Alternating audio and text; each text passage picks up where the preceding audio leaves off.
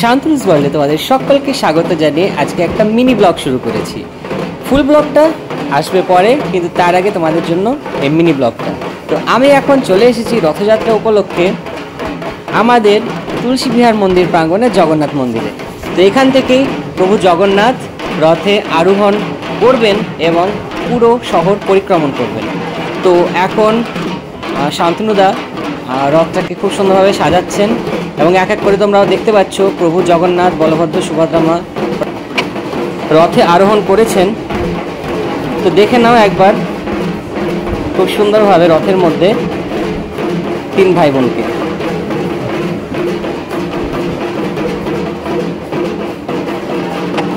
রঘুনাথগঞ্জের এই রথযাত্রা খুব প্রাচীন, সেই ছোট্টবেলার থেকে দেখে আসছি এই রথযাত্রা।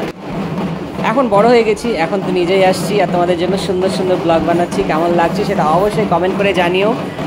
পেজ থেকে অবশ্যই যখন দেখছো পেজটা প্লিজ ফলো করে দিও আর ভিডিওটাকে প্রচুর শেয়ার করো, যাতে সবাই আমাদের রঘুনাথগঞ্জে কীরকম রথযাত্রা হয় সেটা দেখতে পারে।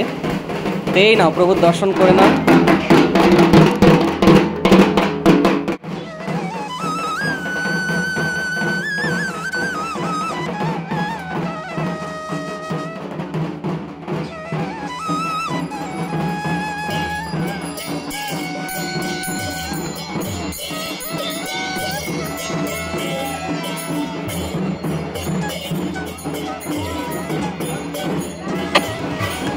শুরু হয়ে গেল প্রভুর রথযাত্রা।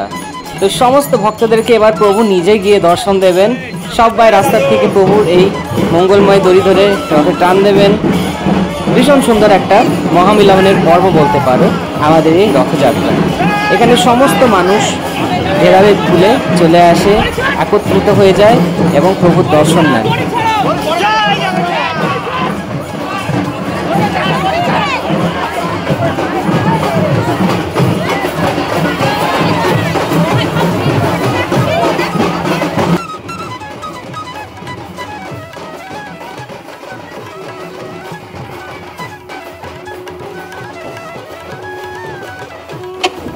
তো আমি এবার এখান থেকে চলে যাব আবার গোডাউন কলোনি ইস্কন মন্দিরে।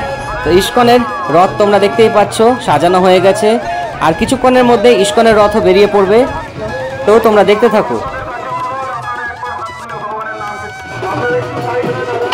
ইস্কনের রথ বেরোবে তার প্রাক্কালেই চলে এসেছে আমাদের গোডাউন কলোনির অতি প্রাচীন কীর্তনতলার রথ। তো প্রভুর দর্শন তোমরা করে নাও, রথের দর্শনও করে নাও। তো এটাও রঘুনাথগঞ্জের প্রাচীন রথের মধ্যে একটি।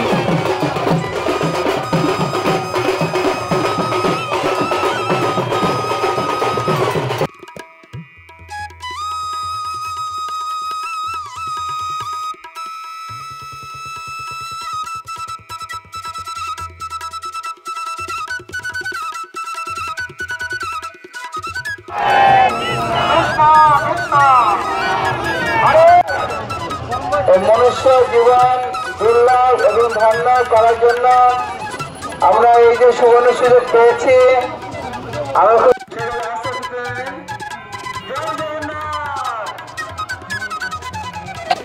অবশেষে শুরু হয়ে গেল ইস্কনের রথযাত্রা। তো দেখে নাও ইস্কনের রথ। আপনারা